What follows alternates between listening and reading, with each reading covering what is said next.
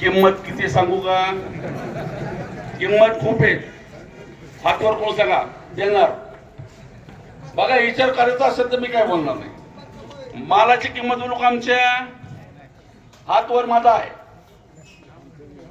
13 तारखेला तुमची हे फोटो आहेत ना, कचकून तू तळीला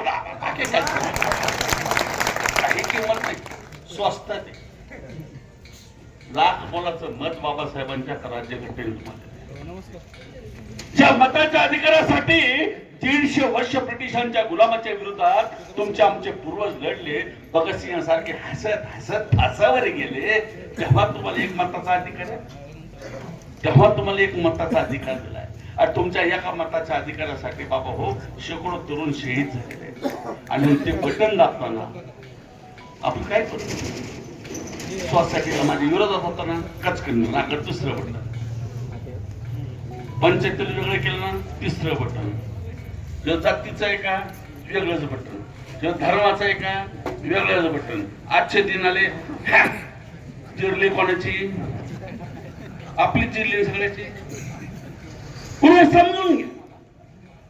विशेषतः लोकसभा ह्या निवडणुकीला देशाचं भविष्य करतात. याच कायदे मंडळ मी त्याला म्हणतो, या देशातले कायदे तुमच्या आमच्या हिताचे आहेत का विरोधाचे आहेत, ह्याचा अभ्यास करून विचार करून निर्णय घ्यायचं ठिकाण म्हणजे लोकसभा. आज जीएसटी व्यापाऱ्यांना मी सांगेल, रात्री 12 वाजता रोषणाई केली गेली पार्लमेंटला आणि जणू जगातला एक मोठी अद्भुत घटना घडती असं प्रेझेंटेशन छानपैकी या सरकारने दिलं.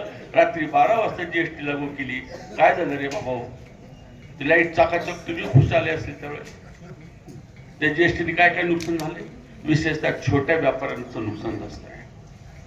आणि आम्ही निर्णय घेताना भावनेच्या आधारे गेलो नाही पाहिजे. माझं हे एक मत मला मिळण्यासाठी एक पिढी खतम झालेली आहे हिंदुस्थानाची ब्रिटिशांच्या विरोधात लढताना. ते माझं मत देताना मला खूप विचारपूर्वक करायचं आहे की माझा खासदार, माझ्या खासदाराला भारी इंग्रजी भाषा येत नसेल, पण माझा खासदार मला खात्रीशीर आहे. रात्री 12 वाजता 3 वाजता फोन देतो. माझ्या खासदाराला मनगटाला धरून मला हाक मारून बोलवता येतं. माझा खासदार मला कुठेही सापडायला तयार आहे. तो खासदार माझा आहे, आमचा आहे. ही भावना आमची लोकांची झाली पाहिजे. ती नातं तुमचं आणि निलेश लंकेत आहे, म्हणजे कोणीच नाही.